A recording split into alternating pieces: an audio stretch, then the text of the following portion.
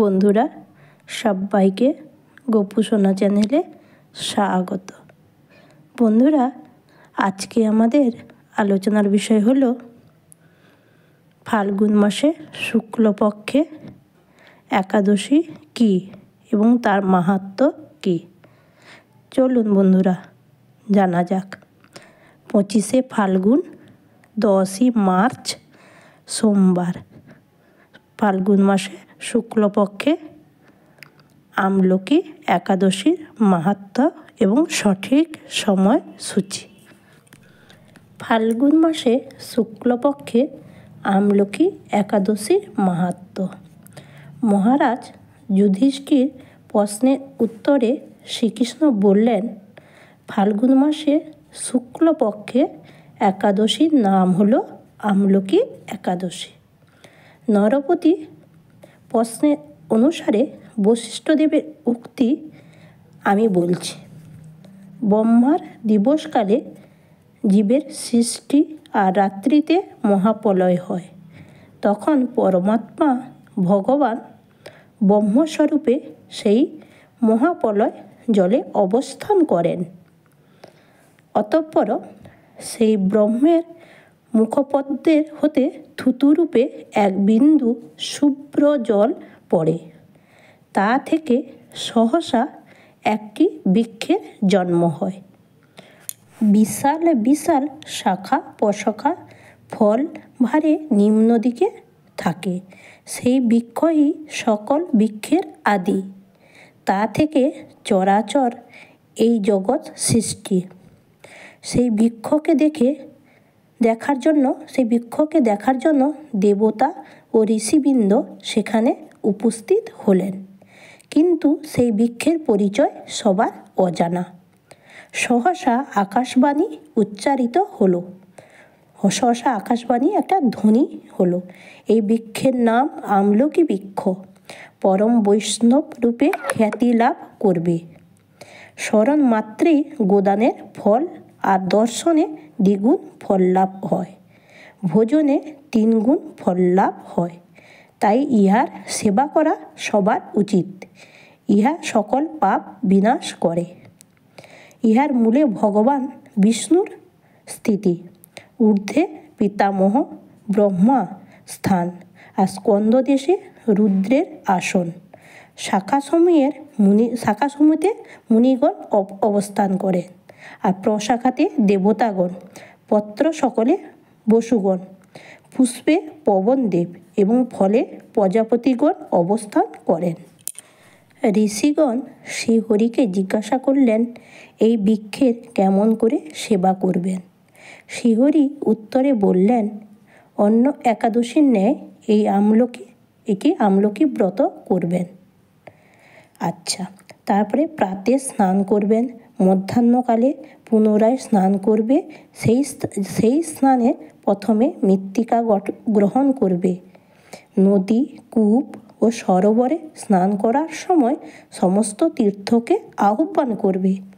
1 মাসা বা অর্ধমাসা বা সাধ্যমতো পরশুরামের স্বর্ণমূর্তি তৈরি করে হোম অর্চনাদি করবার পরে আমলকি বৃক্ষের তলায় গিয়ে স্থান পরিষ্কার করে পূজার উপাচারসমূহ যত্ন করে রাখবেন। ছিদ্র যেন না থাকে একটি কলসি নিয়ে মন্ত্র পড়ে বৃক্ষতলে স্থাপন করবেন। তার উপরে দিব্যগন্ধ, বস্ত্র, পঞ্চরত্ন, পঞ্চপল্লব দিবেন। ক্ষয়পূর্ণ একটি পাত্রের উপর পরশুরামের মূর্তি স্থাপন করবেন। মন্ত্র পড়ে পূজা সমাপ্ত করবে। তারপর নিত্য গীত, ভক্তি গ্রন্থ পাঠ, শ্রবণ, সাধু সঙ্গে রাত্রি জাগরণ করবেন এবং বিষ্ণু নাম মহামন্ত্র গাইতে গাইতে বৃক্ষকে 108 বার প্রদক্ষিণ করবে। তারপর উষাকালে মঙ্গল আরতি করে সকালে ব্রাহ্মণ বৈষ্ণবগণের সেবা করবেন। পরশুরামের স্বরূপে জনার্দন আমার প্রতি প্রসন্ন হন, এইরূপ মন্ত্র পাঠ করে সেই স্বর্ণমূর্তি, ঘট, বস্ত্র প্রভৃতি উপাচার কোনো বিপ্রকে দান করবেন। তারপর আত্মীয় স্বজন বন্ধু বান্ধবগণের সঙ্গে প্রসাদ গ্রহণ করবেন। দান, যজ্ঞ, তীর্থ স্নান প্রভৃতি যত পুণ্য আছে সবার অধিক এই আমলকি ব্রত। বৈদিক নগরে চিত্ররথ নামে এক রাজা, পরম ধার্মিক, শাস্ত্রজ্ঞ, ঐশ্বর্যবান, দাতা, সত্যবাদী। তার রাজ্যে সকল প্রজাই ছিল মহাসুখী, বিষ্ণুভক্তি পরায়ণা। সকলেই একাদশী ব্রত পালন করতেন। ফাল্গুন মাসে শুক্লপক্ষে একাদশীতে সকল পরিবার সহ রাজা ব্রত উদযাপনে রত হলেন। প্রভাতে স্নান সমাপনের পর বিষ্ণু মন্দিরে গমন করে ব্রত পালন ও কৃষ্ণ কথা শ্রবণে রাত্রি জাগরণ করলেন। এমন সময় এক ব্যাধ সেখানে এসে বহু লোকজন দেখে অবাক হয়ে কৌতূহল বশে সকলের সঙ্গে বসে রইল। কলসের উপর শ্রীহরির মূর্তি দেখে শ্রীহরির কথা শ্রবণ করলেন। বহু পুণ্যের ফলে ব্যাধের এমন সৌভাগ্য হলো। যদিও সে ক্ষুধায় কাতর ছিল, তথাপি মন্দিরেই বসে রইল। প্রভাত হতে রাজা আর প্রজাগণ সকলেই নিজ নিজ ঘরে গেলেন। ব্যাধও নিজের ঘরে গিয়ে খুশি মনে খাদ্য গ্রহণ করলেন।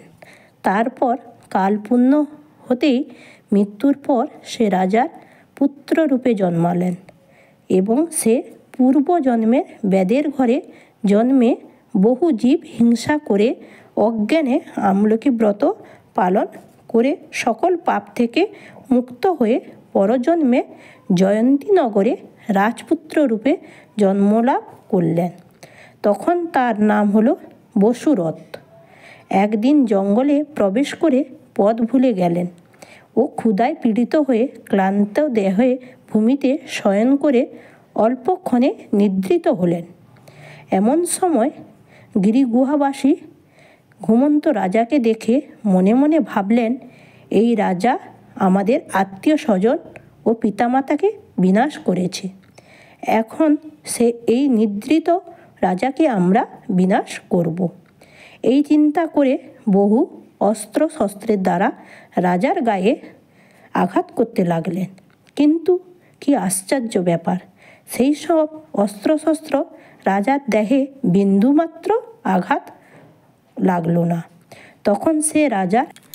তখন রাজার দেহ হতে বিভূষিতা অকস্মাৎ এক নারীর মূর্তি আবির্ভূত হলেন। সেই সব ম্লেচ্ছা অস্ত্রকে ব্যর্থ করে তাদেরকে বিনাশ করলেন। তারপর সেই নারী মূর্তি অন্তর্হিত হয়ে গেলেন। অতঃপর সেই রাজা বসুরথ জাগ্রত হয়ে চারিদিকে ছিন্ন ভিন্ন ম্লেচ্ছাগণের দেহ দেখে বিস্মিত হলেন। কে তাহার রক্ষক জানতে ইচ্ছা করলেন। সহসা দৈববাণী হলো, শ্রীহরির শক্তি দেবী একাদশী এই ঘোর বিপদে তোমাকে রক্ষা করেছেন। সেই বাণী শুনে রাজা চমকে গেলেন। মহা আনন্দে ফিরে এলো আপন প্রাসাদে। ধর্মের আশ্রয়ে রাজা বসুরথ সুখে প্রজা পালন করে অন্তিমে বিষ্ণুলোক গমন করলেন। আমলকি একাদশীর কথা শ্রবণ বা পঠনে পর্বত প্রমাণ সোনাদানের ফল লাভ করা যায়। তাহলে আমলকি একাদশী ব্রত করলে কি হবে? পর্বত সমান সোনাদানের ফল লাভ করা যায়। নমস্কার বন্ধুরা, সবাই ভালো থাকবেন, সাবধানে থাকবেন, সুস্থ থাকবেন। রাধে রাধে। হরে কৃষ্ণ কৃষ্ণ কৃষ্ণ হরে হরে, হরে রাম রাম রাম হরে হরে। রাধা রানী কি জয়, মহারানী কি জয়, রাধা কৃষ্ণ কি জয়। জয় গোপাল। হরি হরি হরি বল। রাধে রাধে।